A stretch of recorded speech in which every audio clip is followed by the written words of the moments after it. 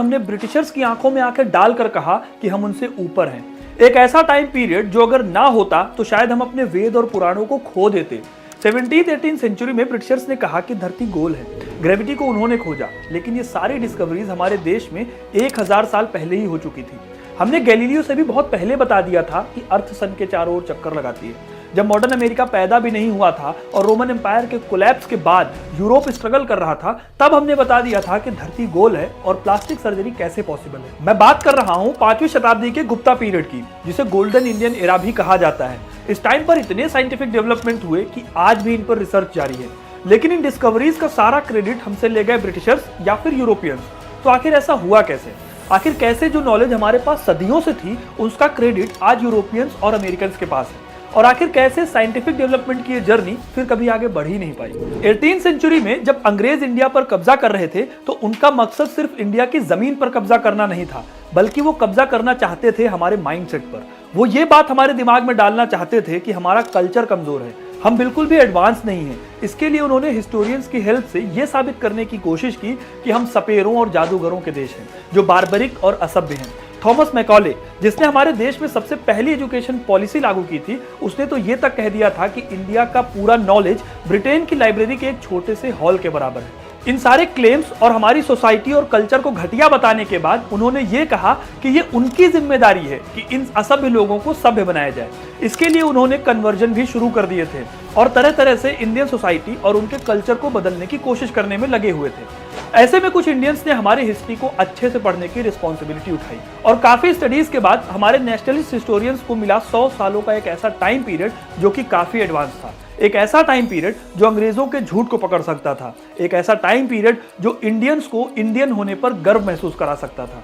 इस time period को Indian history का गोल्डन पीरियड कहा गया और हम कुछ पॉइंट्स में जानेंगे कि कैसे ये एक गोल्डन पीरियड था और क्यों इस टाइम में हम ब्रिटिशर से भी आगे थे। जीरो वर्ड सुनते ही हमारे दिमाग में जिस पहले वैज्ञानिक का नाम आता है वो है आर्यभट्ट। लेकिन क्या आर्यभट्ट ने सिर्फ जीरो की ही डिस्कवरी की थी? जवाब है नहीं। इन्होंने एक टेक्स्ट लिखा जिसका नाम था सूर्य सिद्धांत और इस टेक्स्ट में उन्होंने ज्योमेट्री की साइन टेबल्स के बारे में बताया हुआ है, जिसे हम लोग साइन कॉस थीटा के नाम से पढ़ते हैं। स्क्वायर रूट और क्यूब रूट निकालने के फॉर्मूला भी इन्होंने इस बुक में बताए हुए हैं। अभी ये बातें सुनने के बाद आपको ये सब बहुत नॉर्मल लग रहा होगा, लेकिन उनकी ये बुक अपने टाइम के हिसाब से काफी एडवांस थी, क्योंकि इसी बुक से सीखकर अरब्स और यूरोपियंस ने 12th सेंचुरी में मैथ्स में इनका इस्तेमाल करना शुरू किया था। अर्थ अपने एक्सेस पर रोटेट करती है, ये बात सबसे पहले बताने वाले इंसान आर्यभट्ट थे और उन्होंने ही ये बताया कि एक साल में 365 दिनों की सही कैलकुलेशन कैसे करते हैं। आर्यभट्ट सिर्फ एक मैथमेटिशियन नहीं थे, बल्कि एक जीनियस एस्ट्रोलॉजर भी थे। पहले के जमाने में सोलर इक्लिप्स को माना जाता था कि वो राक्षसों की वजह से होता है, लेकिन आर्यभट्ट ने इस थ्योरी को गलत बताकर ये बताया कि हमारे सोलर सिस्टम में मौजूद प्लैनेट्स के मोशन की वजह से ग्रहण लगते हैं। सबसे बड़ी बात यह है कि आज के टाइम पर जब दुनिया इतनी मॉडर्न हो चुकी है, तब भी आपको कई ऐसे लोग मिल जाएंगे जो इन राक्षसों वाली थ्योरी में बिलीव करते हैं।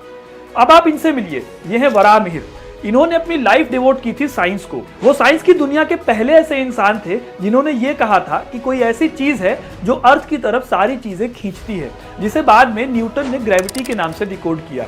वराहमिहिर ने संख्या सिद्धांत नाम का ग्रंथ लिखा, जिसमें उन्होंने ट्रिग्नोमेट्री को लेकर काफी काम किया है। अनफॉर्चुनेटली हमारे पास ये पूरी किताब आज नहीं है। अगर होती तो हमें भी उन चीजों के बारे में पता चलता जो उन्होंने उस टाइम पर लिखा था। उन्होंने वृहत संहिता और पंच सिद्धांतिका में मॉडर्न एग्रीकल्चर और साइंटिफिक एक्सप्लेनेशन दी कि असल में खेती कैसे की जा सकती है। वराहमिहिर गुप्ता डायनेस्टी के 9 रत्नों में शामिल थे और उनकी पॉपुलैरिटी उस समय काफी ज्यादा थी। मॉडर्न वर्ल्ड में सर्जरी वर्ड काफी कॉमन हो गया है। आज हम डेली ही कई कॉम्प्लिकेटेड सर्जरीज को सक्सेसफुल होता हुआ देखते हैं, लेकिन इन सर्जरीज की शुरुआत आखिर कहां से हुई थी? जवाब है इंडिया। गुप्ता पीरियड में सुश्रुत नाम के एक मेडिकल साइंटिस्ट थे जिन्होंने सुश्रुत संहिता नाम की एक किताब लिखी।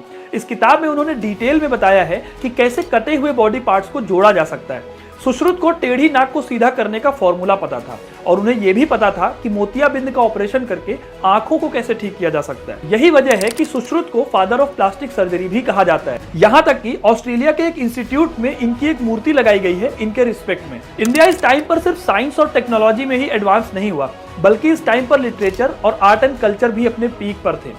यही वही टाइम था जब रामायण और महाभारत का कंपाइलेशन किया गया। पहली बार हमारे पास रामायण और महाभारत के नाम का एक कंप्लीट टेक्स्ट आता है। जिन पुराणों में लाइफस्टाइल और हमारी थिंकिंग कैपेसिटी को बढ़ाने वाली बातें लिखी हुई हैं, उनका कंपाइलेशन भी इसी टाइम पर हुआ। पुराण और वेद हमारी इंडियन फिलोसफी का सबसे नायाब गिफ्ट है। पहले वो सभी ओरल फॉर्म में मौजूद थे, यानी कि ये पूरी नॉलेज ओरल फॉर्म में जनरेशन टू जनरेशन शिफ्ट होती रही। इसी का रिजल्ट है कि पॉसिबल है कि जितना भी पुराण आज हमारे पास अवेलेबल है, क्या पता उसमें से बहुत कुछ हमने खो दिया हो।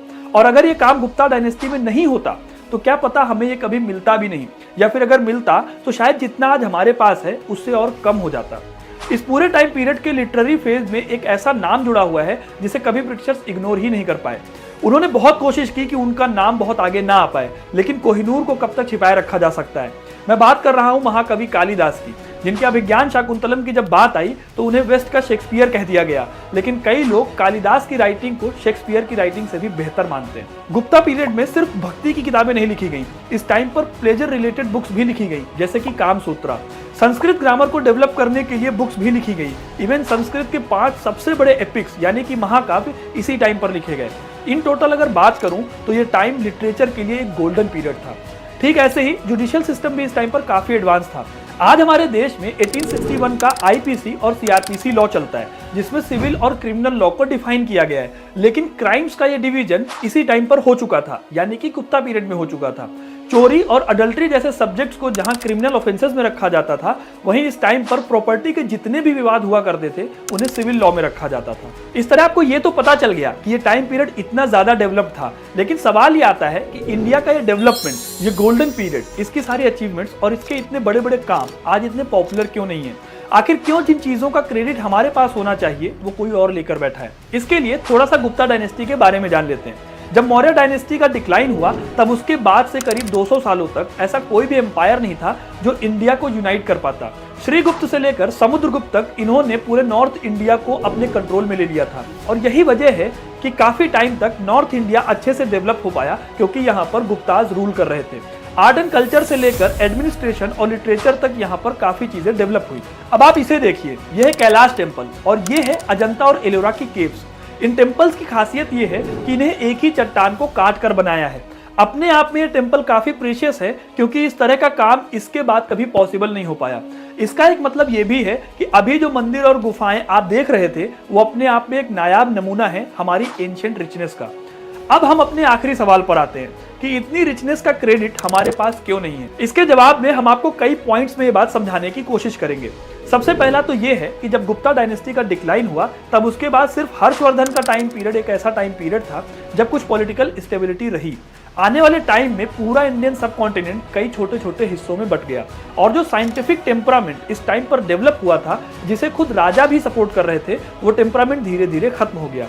लोग एक्सपेंशन की तरफ ज्यादा ध्यान देने लगे। इसके बाद जब तिमुरिड्स और अरब्स के अटैक होने शुरू हुए, तो अपनी टेरिटरी को बचाने की कोशिश ज्यादा रही, बजाय इसके कि वो अपने इन फील्ड्स पर फोकस करें। ठीक ऐसे ही मुगल पीरियड में आर्ट और आर्किटेक्चर तो खूब डेवलप हुआ। हमें ताजमहल और आगरा फोर्ट जैसे कई आर्किटेक्चर मिलते हैं, दसवंत, बसावन और मीर ख्वाजा अली जैसे पेंटर्स मिलते हैं, लेकिन साइंटिस्ट की तरफ देखें तो हमें ढूंढने पर भी नहीं मिलते। और मुगल पीरियड के बाद जब ब्रिटिशर्स ने इंडिया को कैप्चर किया, तब उन्होंने एंशिएंट इंडिया पर बहुत ज्यादा रिसर्च नहीं की।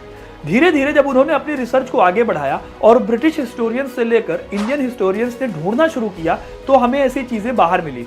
अब ब्रिटिश या फिर कोई ऐसा देश कैसे इस बात को डाइजेस्ट कर सकता है कि उन्होंने जिस देश पर कब्जा कर रखा है वो उनसे कई मामलों में सुपीरियर रह चुका है। हम न्यूटन से उनका क्रेडिट नहीं ले सकते, क्योंकि उन्होंने बहुत हार्ड वर्क के बाद ग्रेविटेशनल फोर्स की खोज की। उन्होंने मैथमेटिकल कैलकुलेशन के थ्रू ग्रेविटेशन को एक्सप्लेन किया, जिसकी वजह से ही आज हम फिजिक्स के कई बड़े बड़े सवालों के जवाब जानते हैं, और इसमें कोई दिक्कत भी नहीं है कि उनको इसका क्रेडिट दिया जाता है। लेकिन आज भी कई ब्रिटिशर्स वराहमिहिर या फिर ब्रह्मगुप्त जैसे एंशिएंट साइंटिस्ट को क्रेडिट नहीं दे पाएंगे, क्योंकि यूरोपियन सुप्रीमेसी का सिंड्रोम आज भी यूरोप में मौजूद है। और सबसे बड़ी बात यह है कि ऐसा मानने वाले कई लोग हमारे देश में भी हैं। गुप्ता पीरियड सिर्फ एक अकेला ऐसा पीरियड नहीं है जिसके बारे में लोगों को पता नहीं है। ऐसे और भी कई डायनेस्टीज रही हैं जिन्होंने इंडियन सोसाइटी या फिर इंडियन कल्चर को काफी ज्यादा प्रमोट किया। आपको ये वीडियो कैसी लगी हमें कमेंट करके जरूर बताएं। हमें सपोर्ट करने के लिए हमारी इस वीडियो को लाइक और शेयर जरूर करें, ताकि हम ऐसी इंटरेस्टिंग स्टोरीज